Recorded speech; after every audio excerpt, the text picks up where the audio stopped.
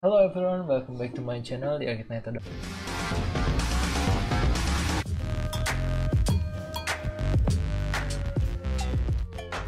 up guys? Gue akan membahas sesuatu yang sudah mainstream tapi jarang diketahui orang lain, yaitu menggunakan Git version control. Kenapa? Karena rata-rata di perusahaan besar itu ini ya ini itu ala ini itu ini udah jadi hal yang sangat lumrah dan biasa gitu. Tapi untuk para newbie ini apa ini gitu ya, agak sedikit mengherankan. So di sini kita akan membahas yang namanya Git version control. Jadi apa itu Git version control? Git version control itu adalah software untuk mengkontrol versi software kita ya. Contohnya apa? Contohnya ada GitHub, mungkin kalian sudah tahu, atau GitLab, dan juga yang paling populer seperti Bitbucket ya. Sebenarnya banyak yang lain tapi yang tiga ini paling populer. Apalagi GitHub semenjak diakuisisi oleh Microsoft gitu ya.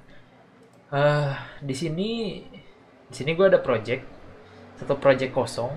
Nah, isinya cuma indeks doang. Kemudian di sini belum ada versioning kontrolnya. Dan di sini gue udah bikin diagram. Dan di sini juga sudah ada dasar teori dari mana gue bisa mengambil hal tersebut gitu ya. Oke, kita langsung masuk ke pembahasan. Yang pertama adalah dari sejarahnya dulu ya. Kenapa harus pakai Git version control? Ya, untuk perusahaan-perusahaan besar, Git version control itu hal yang apa ya? Hal yang lumrah dan cukup harus gitu. Bahkan harus menggunakan ini karena mereka punya programmer yang sangat banyak gitu ya, dan nggak mungkin mereka kerja dalam satu file bersamaan. Makanya itu ada Git version control. Kenapa ada Git version control ini? Ini juga bisa membantu untuk pengecekan sebelum masuk ke masa production atau fitur-fitur yang dirilis ke publik gitu ya. Biasanya mereka punya server development sendiri di bawah server publik, atau sebenarnya terpisah gitu. Jadi cuma developernya yang bisa mengakses, dan uji coba biasanya tim QA yang mencoba itu. Oke, di sini ada sebuah gambar yang dirilis dari GitLab-nya sendiri ya. Ini dari GitLab, gue ambilnya dari GitLab. Dia punya timeline yang jika digambarkan di sini ada master ini yang digunakan untuk production.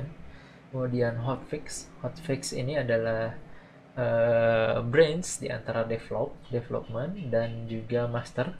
Tapi ini yang sifatnya dadakan, jika misalnya lupa di develop, ada yang kelupaan, atau misalkan ternyata harus terjadi perubahan secara langsung yang diinginkan klien gitu ya, tanpa melalui branch release branch atau QA branch biasanya.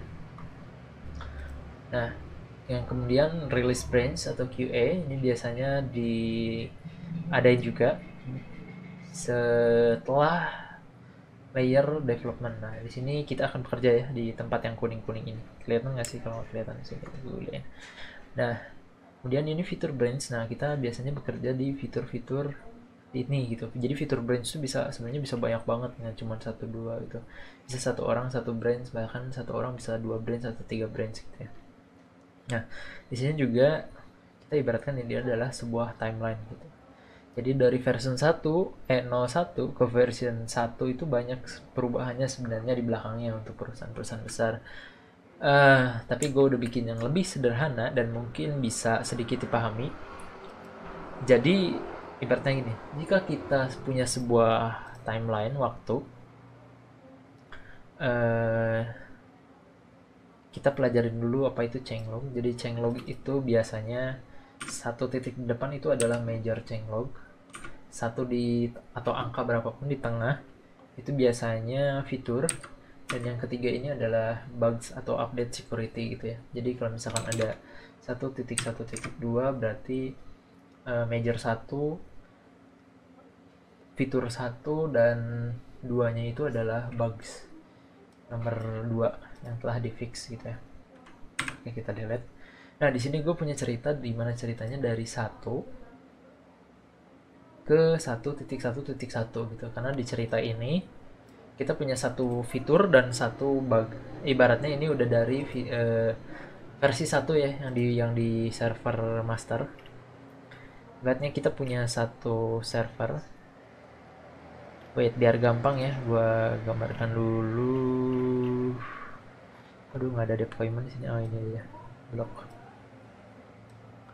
Ini production. Jadi si branch master ini itu akan apa namanya? Akan selalu masuk ke production di sini. Kemudian juga di dev ini akan masuk development.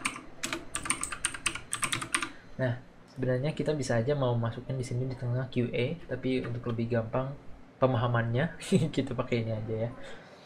Jadi ceritanya si project manager, di project manager ini dia bilang ke si developernya untuk membuat change log gitu ya, untuk membuat perubahan fitur dari klien. Kemudian si developer melakukan pull request dari master ke development. Jadi dia mengerjakannya di development. Nah, di development ini biar bisa di-push ke development, mungkin ada seseorang juga yang bekerja untuk memperbaiki bugs gitu ya pada saat bersamaan. Nah, ini fungsinya Git version control. Jadi si aktor A ini dia membuat fix fitur, menambah fitur 1.1, dia menariknya ke branch fitur 1, dan aktor yang ketiga ini menariknya ke fitur bugs 1 gitu ya. Jadi nanti bisa di merge bersamaan di dev, dinaikkan ke dev, dan dinaikkan juga ke master. Waduh, pusing dah. Memang pusing, tapi ini hanya permulaannya. Kesananya bisa lebih eh, enak gitu ya, bisa lebih mantap untuk mendevelop. Oke, langsung aja. Di sini gue ibaratnya kita bikin inisialisasi ya. Kalian bisa mengetik git init. Inisialisasi init atau ini bisa diibaratkan menginisialisasi project. Klik git init, kemudian akan keluar inisialisasi empty git repository. Nah, di sini otomatis terbuat branch master yang ini. Itu bawaan setiap git version control pasti seperti itu. Kemudian karena ini kode production kita seperti ini, dan saya tidak ingin mengganggu production pada saat development, saya bikin create branch. Saya bilang branchnya adalah dev. So dia akan menyuruh milih devnya dev mana. Ini head itu adalah posisi terakhir di dev ya. Ini di reject. Dia kenapa kenapa dia nggak mau bikin branch baru? Karena di master ini sebenarnya kita belum memasukkan si index. Kita jadi ketikkan git add dan kita membuat sebuah commit git commit initial master atau initial project, kalian bisa masukkan itu. Nah, kemudian di sini kelihatan hilang ya perubahannya, dan itu sudah ada di branch master di sini. Ini udah ada perubahannya, ini nomor perubahannya. Seperti yang diceritakan tadi, kita ingin membuat sebuah branch yang tidak mengganggu production. Kita namakan branch dev dan memilih sumbernya adalah head atau master karena posisinya sama, yang paling maju kita pilih head saja biar kebiasaan. Oke, di dev ini ibaratnya kita ingin membuat fitur. Jadi nanti setiap kali perubahan yang kita lakukan itu akan dimasukkan ke branch dev, bukan ke branch master dulu. Kenapa? Biar bisa direview dulu sebelum dirilis ke public. Jadi mengurangi bugs untuk production. Oke, kita bikin branch namanya fitur. Kita bikin fitur satu, misalkan menambah konsol konsol. Nah, di sini kalian cuma bisa menggunakan underscore atau dash. Oke, untuk nama branch itu cabang.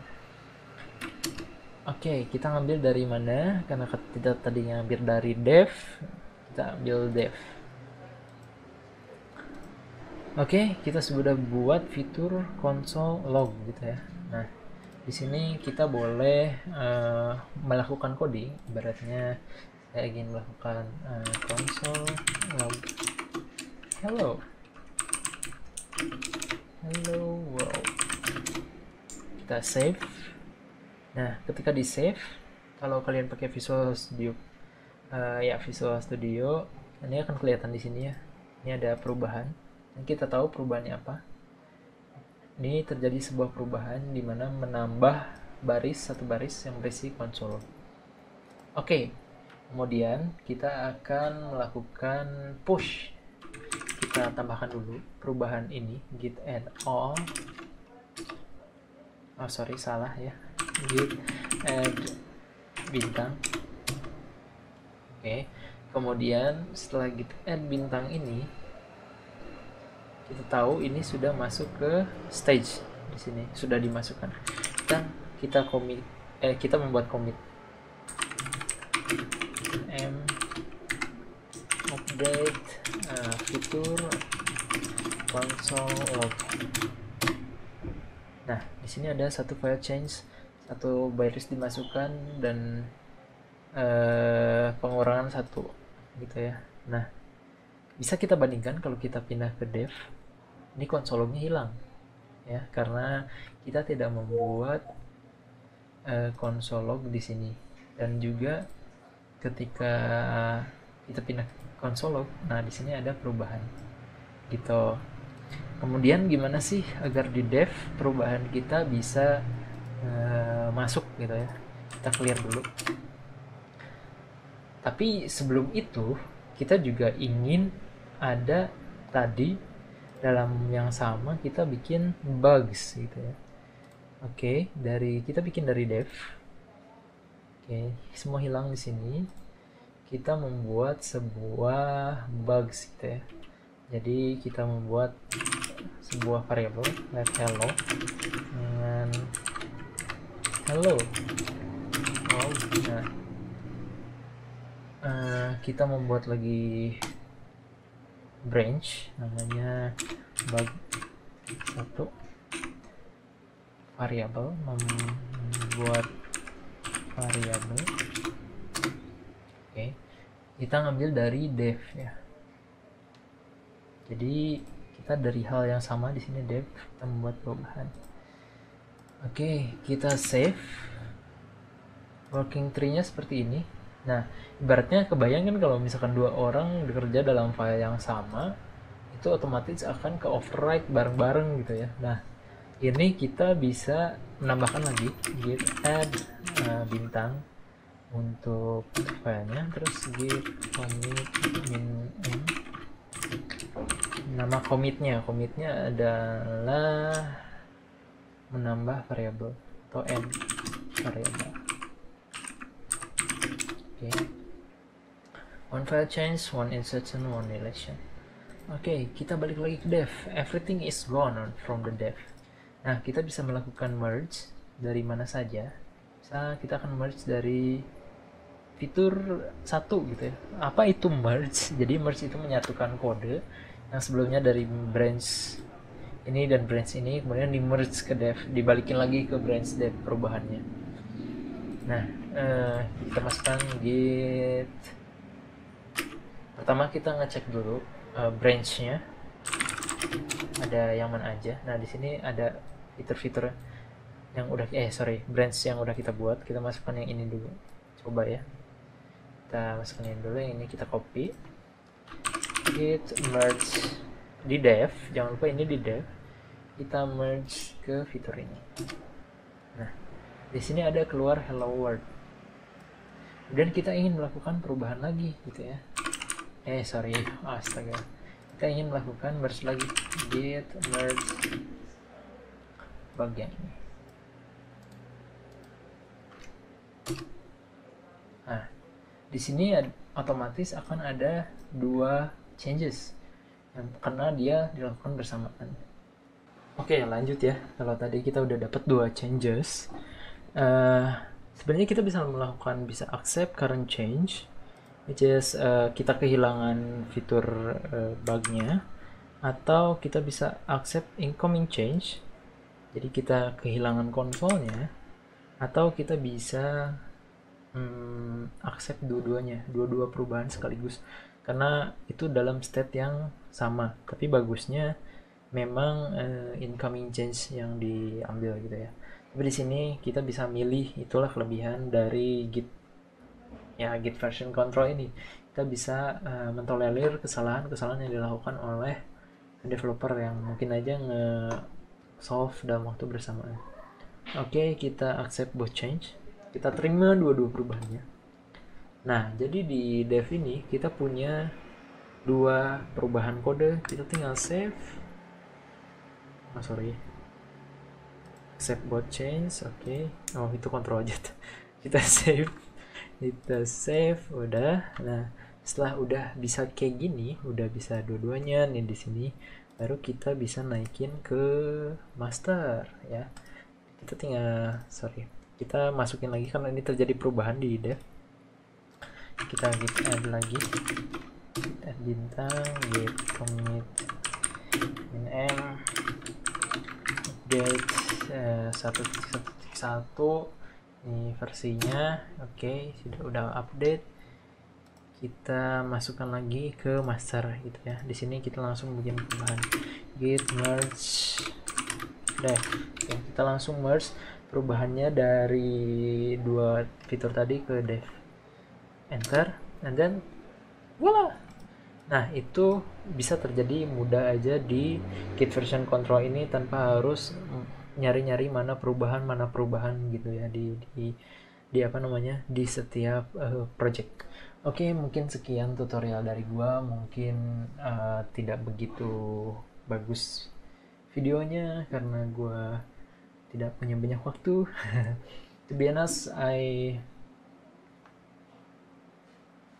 I'm happy. I'm happy to doing that. Yeah. See you in the next video. Oh ya, mungkin di video selanjutnya gimana cara menyambungkan perubahan ini ke GitHub mungkin akan gue bahas, atau ke GitLab akan gue bahas. So, see you on the next week.